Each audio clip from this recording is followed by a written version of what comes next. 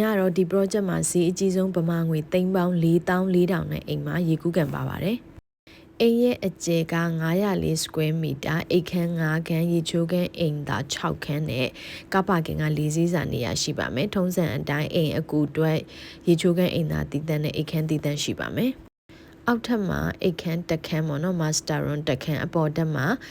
master room 4ခန်းပေါ့နော်စုစုပေါင်း5ခန်းရှိပါမယ်ဒါကသူ့မှာပါတဲ့ရေကူးကန်ပါရေကူးကန်နည်းနည်းပိုရှိပါတယ်တခြားအိမ်တွေလိုရေကူးကန်ပါတယ်ဆိုရင်တိတိလေးမဟုတ်ပါဘူးเนาะ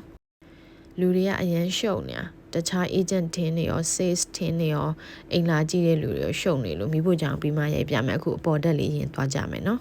အပေါ်တက်ဧကန်ကတခြားအိမ်တွေထက်ပိုကျဲတယ်ဘာဖြစ်လို့လဲဆိုတော့904 square meter ဖြစ်သွားလို့ဒီအိမ်ကဒီ project မှာအကြီးဆုံးပဲအခန်းပစ္စည်းရာတွေဘာမှမထည့်ပေးထားတော့အရန်ကျဲလို့ထင်ရတယ်ဒါကအကျဲဆုံးခန်းပေါ့နော်ဒီအိမ်ကြီးမှာအကျဲဆုံးခန်းပဲကြည့်ပါဦးအိမ်ခန်း2ခန်းစာလောက်ကျဲတယ်သူကအကြီးဆုံးအခန်းမလို့ရေချိုးခန်းအိမ်သားကလည်းအကြီးဆုံးပဲဘာတက်လည်းပါပါမယ်ဒီအိမ်ရ project ကိုလေတခြားအိမ်ရ project တွေထပ်ပို့ကြိုက်တယ်။ဘာဖြစ်လို့လဲဆိုတော့အခန်းဖွဲ့စည်းပုံတွေကြောင့်ရိုးလဲရိုးရှင်းပေမဲ့ခန့်ညာထည့်ဝမှုလည်းရှိတယ်။ဒီ904 square meter ကျဲတဲ့အကြီးဆုံးအိမ်ကတော့ဈေးများတယ်လို့ထင်ရတယ်ပေါ့နော်။ lease ဖို့ဆိုတော့ဒါပေမဲ့323 square meter ကျဲတဲ့အိမ်ဆိုလို့ရှိရင်သူက